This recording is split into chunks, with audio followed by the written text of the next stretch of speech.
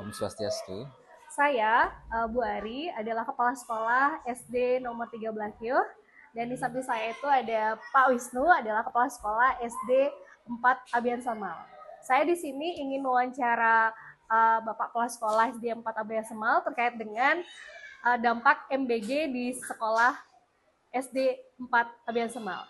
Baik Bapak, bagaimana kabarnya hari ini? Baik, Bu Ari. Wah, maaf saya di sini karena ingin melakukan proses wawancara terkait dengan tugas kuliah saya.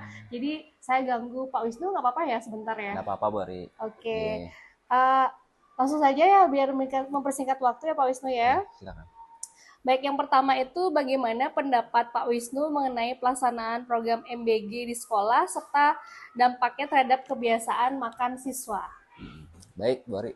Terkait dengan MBG ini, makan bergizi gratis bagi sekolah kami, khususnya di SD 4 Abian Semal, tentunya disambut dengan sangat antusias oleh siswa, karena banyak juga di antara siswa kita yang di rumahnya belum sempat sarapan, belum sempat makan, jadinya ketika mendapat MBG mereka sangat senang. Mereka bisa makan lebih bergizi, sudah disiapkan oleh pihak SPPG-nya dengan ahli gizinya yang sudah berpengalaman di bidangnya. Jadi dengan itu anak-anak juga bisa mendapatkan asupan gizi yang seimbang, asupan gizi yang teratur setiap harinya. Namun di satu sisi ada juga anak-anak yang kurang suka dengan MBG ini karena mungkin menunya yang kurang pas bagi mereka. Dan di sini juga menjadi masukan mungkin bagi pihak SPPG-nya agar menu yang disajikan lebih bervariasi gitu. Karena anak-anak dari sekian ratus anak itu pasti ada aja yang mengembalikan atau sisa makanannya masih banyak gitu. Oh gitu, ya ya. Dan terutama dampak yang kami rasakan itu anak-anak jadinya terbiasa untuk sarapan gitu ya. Ya. Yang semulanya anak-anak tidak terbiasa makan pagi karena adanya MBG ini dan wajib mereka makan, jadinya mereka sudah terbiasa pukul 9 itu sudah makan. Gitu. Wah, luar biasa ya. Sebenarnya iri loh saya loh Pak Wisnu karena SD 13 ya belum ada ya? MBG, udah setahun loh. Jadi benar-benar iri saya sebenarnya. Dan murid-murid saya tuh semua bertanya, Bu Ari, kapan sih ada MBG di sekolah kita? Tunggu dulu ya nak, saya bilang gitu sampai seperti itu. Baik, pertanyaan kedua itu apakah terdapat perubahan perilaku atau kebiasaan makan siswa sejak program MBG? Nah, tadi kan Pak Wisnu sudah bilang ada perubahan sedikit perilaku ya. Mungkin lebih dijelaskan lagi perubahan perilaku tersebut dan perubahannya itu seperti apa yang terlihat? Kalau dari segi perubahan perilaku seperti yang sudah saya singgung sekilas tadi bahwa anak-anak itu sekarang semakin terbiasa untuk sarapan. Yang sebelumnya mereka di rumah tidak sarapan, jadinya ketika mereka mendapat MBG, mereka sudah terbiasa untuk makan. Karena di jam 9 itu pasti mereka istirahat dan kami persilakan untuk mengambil MBG-nya dan mereka dengan pola seperti ini setiap hari, jadinya terbiasa untuk makan pagi dan itu memang sangat berpengaruh terhadap konsentrasi mereka belajar. Jadinya ketika mereka sudah makan, jadinya mereka lebih fokus untuk belajar di kelas. Wah, gitu. Berarti konsentrasi, kemudian sikap disiplin juga ada ya. Kemudian pembiasaannya mereka jadi bisa sarapan pagi yang awalnya tidak pernah sarapan pagi ya. Wah, ternyata berdampak positif juga MBG ini. Kemudian pertanyaan berikutnya, apakah Pak Wisnu melihat adanya kesulitan penyesuaian diri atau tanda-tanda ketidaknyamanan atau culture shock pada siswa selama mengikuti program MBG? Baik, terkait dengan ketidaknyamanan, mungkin di awal-awal seperti yang saya bilang tadi bahwa ada anak-anak yang belum terbiasa sarapan karena mereka harus makan di pukul 9 itu jadinya mereka agak kaget ya, mungkin tidak terbiasa sebelumnya, jadinya beberapa anak-anak itu makanannya masih tersisa atau bahkan ada sama sekali yang mengembalikan masih utuh makanannya. Mungkin di awal seperti itu, tapi karena sudah lama kelamaan mereka terbiasa dengan pola seperti itu, jadinya sekarang sudah mulailah terbiasa. Baik, jadi ada perubahan perilaku juga ya. Terus sisa-sisa makanan itu dibawa kemana sih Pak Wisnu kalau boleh tahu? Kalau terkait dengan sisa makanan, kami kumpulkan, kami kelola kembali. Kami mempunyai di sini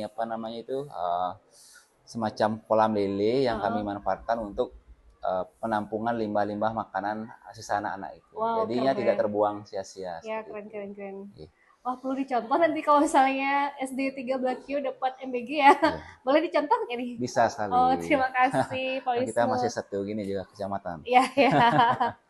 Oke, selanjutnya bagaimana upaya yang dilakukan guru atau pihak sekolah dalam membantu siswa menyesuaikan diri dengan program MBG? Misalnya ya, ada siswa yang nggak suka sayur, terus ada siswa yang sukanya ayam aja, nggak mau tempe, padahal MBG itu kan bermacam-macam makanan. Bagaimana caranya Pak Wisnu melakukan itu? Nah, terkait dengan itu, kami sudah sering melaksanakan semacam sosialisasi ketika pembiasaan pagi di lapangan. Itu anak-anak kita beri kesadaran bahwa makan buah, makan sayur itu sangat penting. Karena itu terkait dengan gizi mereka, jadi tidak hanya makan daging dan nasi saja, tapi juga perlu diimbangi dengan asupan vitamin.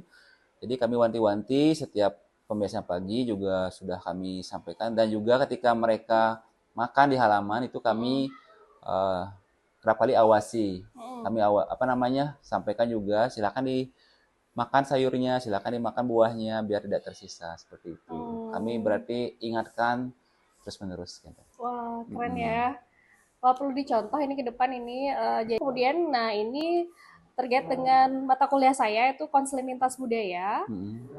Di sini menurut Pak Wisnu tuh apakah perlu misalnya pendekatan konseling lintas budaya diperlukan untuk mendukung keberhasilan pelaksanaan program MBG di sekolah?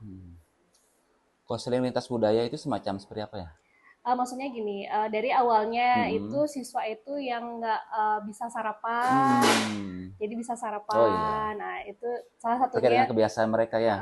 Karena kebiasaan mereka di rumah kan berbeda dengan kebiasaan yang ada di sekolah. Iya. Jadi tiba-tiba MBG sudah diberikan oleh pemerintah. Iya. Bagaimana kebiasaan gitu? Nah, itu termasuk konseling lintas Oh budaya. iya, betul sekali ya. Nah, terkait dengan itu, seperti yang sudah dipaparkan oleh Bu Ari tadi, saya rasa sangat penting ya konseling lintas budaya ini, karena memang benar bahwa kebiasaan di rumah itu pasti sangat berbeda dengan di sekolah. Terutama yang sudah seperti yang saya sampaikan tadi, di rumahnya tidak terbiasa sarapan, jadinya ketika ini kita ada program MBG, perlu mereka harus mengetahui bahwa ada tradisi-tradisi atau kebiasaan yang perlu diubah demi kebaikan mereka juga, karena sarapan kan sangat penting untuk daya konsentrasi mereka, dan ini diperlukan kesadaran atau ditumbuhkan kesadarannya dari pihak guru ataupun pihak-pihak yang lainnya terkait dengan itu. Jadi saya rasa sangat perlu konseling lintas budaya ini. Baik, terima kasih Pak Wisnu. Sekian dari wawancara dari saya, dan ini sangat menurut saya tuh pengalaman yang luar biasa bagi saya, apalagi saya di SD 13Q belum mendapatkan MBG. Jadi apapun yang Pak Wisnu lakukan terkait dengan MBG yang sudah dapat dari pemerintah, bisa saya contoh ya ke depannya ya. Bisa sekali. Terima kasih, sekali lagi saya ucapkan terima kasih, dan sampai nanti di wawancara berikutnya kalau misalnya ada tugas baru lagi ya Pak Wisnu ya. Baik, kita tutup dengan Prama Santi. Om Santi Santi Santi Om.